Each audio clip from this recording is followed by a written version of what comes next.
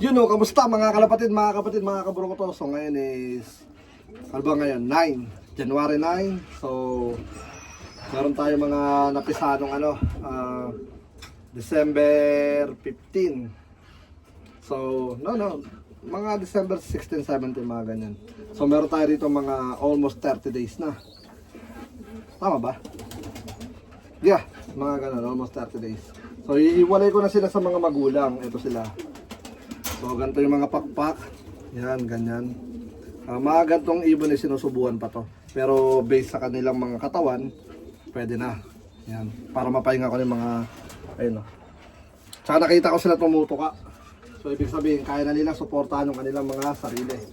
Ito. Yep, yun o. So gagawin natin is, hayaan natin silang tumuha ng sarili nila. Kasi laki oh.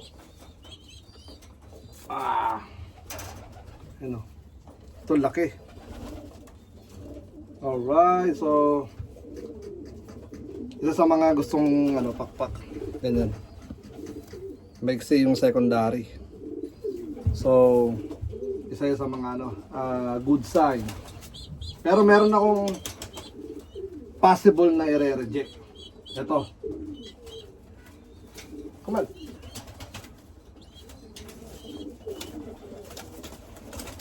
Ay pahawa. Yan. Ito. Sayang, ganda pa naman. White yung buntot niya. Ayan o. Anak ko na dead shot. Possible na i-reject ko lang. Or depende kasi nakita ko siya doon sa niya, sa tag dito sa nest bowl niya, hindi siya umaalis doon, hindi siya tumatayo. So nung nilagay ko rito, hirap siyang tumayo. So possible na baka hindi siya nakakatayo. Pero hiwalay ko na siya. Pero at the same time is imumuha ko sila. So meron tayo ditong 4. Kukunin ko pa iba doon. So tara, let's go. Okay, so dito naman. Yeah. Maliliit pa sila. Yan, maliliit pa. Tignan mo, pasarado pa nga lang. Lakas oh. Yeah, pero iwawalay ko na sila. Yeah. Kasi nakita ko sila tumutuka na. So ibig sabihin maaga sila nag-matured. Yeah. So pero di porket hiwalay ko na itong mga to is pababayaan ko na. Kumbaga hiwalay natin sila, pero at the same time is tututukan pa rin natin sila kung nakakakain sila ng mas maayos. Alright, so tara, let's go. Lakas oh. Lahat naman ito na mailista na.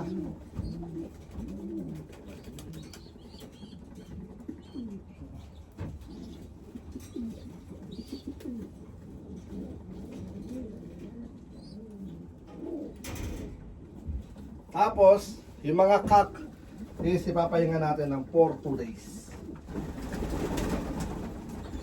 For 2 days natin sila ipapahinga para maging sila pag dito ma-relax. Okay, no? Yeah, pwede na itong mga ganito pagka pasarado na yung kilikili, okay na yan. Ang pinakamaganda kasi dyan, maaga silang nasasanay. Ayan. So, yeah, hayaan na natin sila for 2 days.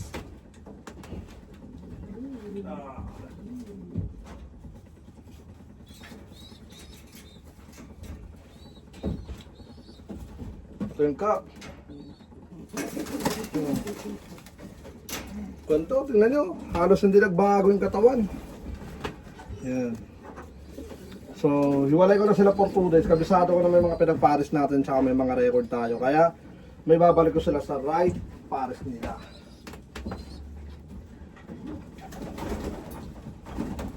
So gagawin ko, papaligo tayo doon para maligo yung mga cock, but not today, tomorrow.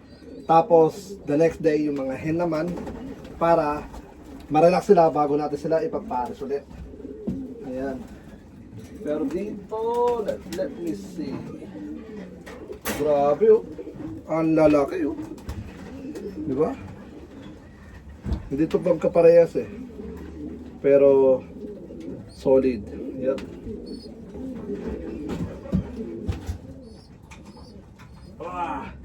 Isa rito yung ano natin. Hindi ko alam kung number nun. Base 400. Yep. Laki oh. Isa sa mga ano natin. Tawag dito, tatawagin natin pambato. Ayan.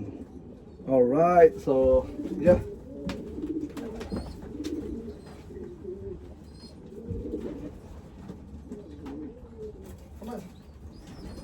Yan. Sama-samahin natin. Tapos soon gagawin. Ay, saan yun? Soon gagawin ko na yung ano. Gagawin ko na yung ating ano. Ayun no.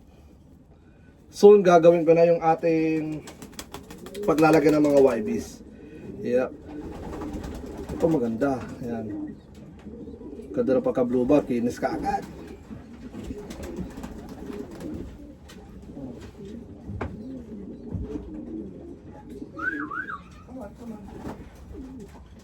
Yep. Ilan na yun? Dami-dami na yun. Dito. Yan. Come on. Ito. Kasi kailangan mapahinga yung mga ano natin. Yung mga cock. Tsaka yung mga hen. Bago natin sila isalang ulit. Para maganda yung pagkakahubog ng kanilang mga itlog. So by Monday. Yan. Pero yung iba ginagawa dire-diretso. Pero ako kasi ano meron na tayo pang one loop race. So yung the second clutch is ano na lang, optional na lang yun.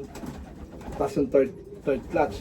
So sinasadya ko talaga yan para yung mga katawan ng ibon is mapahinga.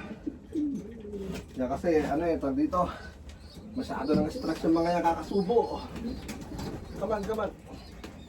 Ito malupit. Busog na busog. Hello. Tugong Maharlika Peter Pan. Ito magiging pampuling natin mga tol. Yan, pampuling. Alright. Tingnan natin mga tol. Ito pampuling. Easy. Tumatalon. Yan, tumatalon.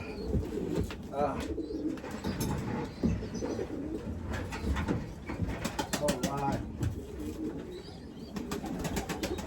Tumatalon. Ang lakas no?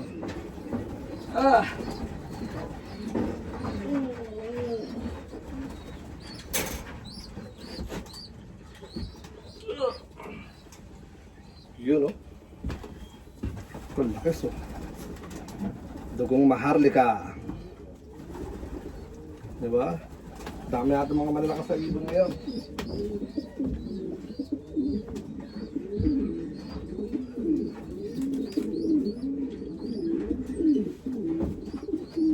Ilan na? Meron pa ba? Ay, ito pa. Oh, come on. Yun Ito kong bughaw natin na nakapara sa Dugong Maharlika. Yeah. Ang magulang na ito pareha silang first place. First sa 2020 tsaka first sa 2022. Yan. Si ano to? Si 205. 405. 405.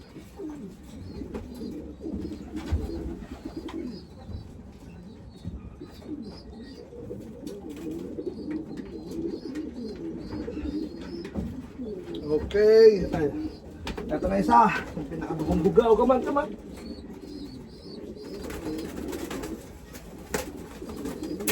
Tulaks na ito kumain. Nakikita ko. Yan. Nugnog na nugnog to. Ito na ito yun. Ito si 206 to lang ko Manang-mana sa nanay. Mahilig dumapo sa akin. Tabi, teka mo muna. Si 401. 401. Yeah. So good luck dito kay 401.